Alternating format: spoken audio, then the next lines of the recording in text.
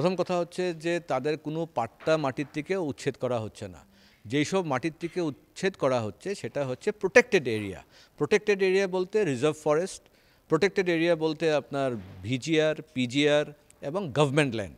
তারা বাংলাদেশ থেকে এসছে, তাদের কাছে কোনো পয়সা নেই, সঠিক নথিপত্র নেই যে তারা গিয়ে পাট্টা মাটি কিনতে পারে, তাই তারা গিয়ে এই ধরনের জায়গাগুলোতে দখল করছে। কেউ ক্রাইম করে তার একটা তো পানিশমেন্ট হয়। তো পানিশমেন্ট যদি একটা ক্রাইম করলে হয় তাহলে কি গভর্নমেন্টের মাটির দখল করা কি এটা ক্রাইম নয়? যদি রিজার্ভ ফরেস্টকে জঙ্গল কেটে যদি তারা ওখানে দখল করেছে সেটা কি ক্রাইম নয়? উচ্ছেদিত লোকের বিরুদ্ধে নেওয়া হোক আইনি পদক্ষেপ। সরকারি জমি বেদখলও অপরাধের সমতুল্য। উচ্ছেদিতদের শাস্তি পেতে হবে। উচ্ছেদিতদের নিয়ে বিস্ফোরক মন্তব্য শিলাদিত্য দেবের। শনিবার এনকেটিভি বাংলাকে দেওয়া সাক্ষাৎকারে এই মন্তব্য করেন ভাষিক সংখ্যালঘু উন্নয়ন বোর্ডের চেয়ারম্যান তথা হোজাইয়ের প্রাক্তন বিজেপি বিধায়ক শিলাদিত্য দেব। তিনি বলেন, উচ্ছেদ অভিযান চালিয়ে শুধুমাত্র জমি বেদখল মুক্ত করা হচ্ছে, কিন্তু এই বেদখলকারীদের বিরুদ্ধে আইনি পদক্ষেপ না নিলে ফের এরা অন্য স্থানে বসতি গড়ে তুলবে। ক্রাইম করে তার একটা তো পানিশমেন্ট হয়। তো পানিশমেন্ট যদি একটা ক্রাইম করলে হয় তাহলে কি গভর্নমেন্টের মাটির দখল করা কি এটা ক্রাইম নয়? যদি রিজার্ভ ফরেস্টকে জঙ্গল কেটে যদি তারা ওখানে দখল করেছে সেটা কি ক্রাইম নয়? তো সেই ক্রাইমের জন্য তাকে কি পানিশমেন্ট দেওয়া হলো? উচ্ছেদটা তো পানিশমেন্ট হলো না। উচ্ছেদটা তো আমি আমার জায়গাটাকে আমি আবার ফিরিয়ে নিলাম, কিন্তু যে লোকটা মানে ওখানে গিয়ে দখল করেছিল তার বিরুদ্ধে তো কোনো কেস এখন পর্যন্ত রেজিস্টার হয়নি বা তার এগেনস্টে কোনো অ্যাকশন নেওয়া হয়নি। সেটা করতে হবে। সেটা যদি না করা হয় তাহলে আবার গিয়ে তারা আরেক জায়গায় গিয়ে তখন ওরা মাটি মানে দখল করবে, তারা জঙ্গল কাটবে।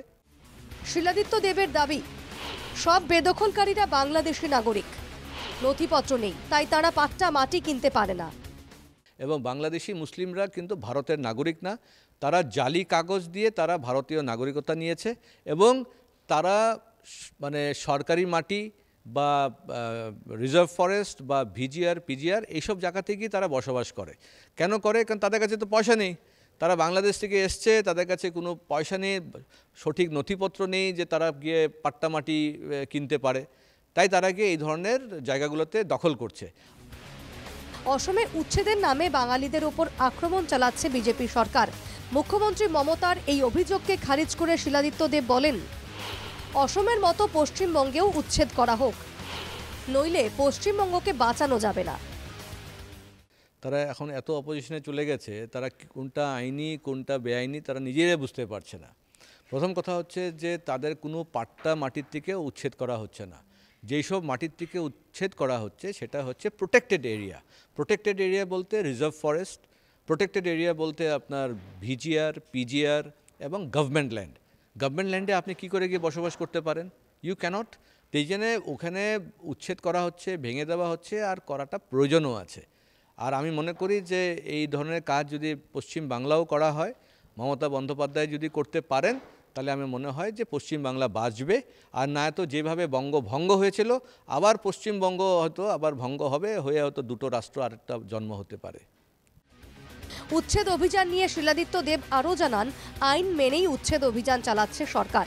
পাট্টা মাটি থেকে কাউকে উচ্ছেদ করা হচ্ছে না। অসম সরকারের এই পদক্ষেপের জন্য মুখ্যমন্ত্রীকে ধন্যবাদ জানান শিলাদিত্য দেব। ভিডিও জার্নালিস্ট বঞ্জিতের সঙ্গে দীপর্ণা পালের রিপোর্ট, এনকেটিভি বাংলা।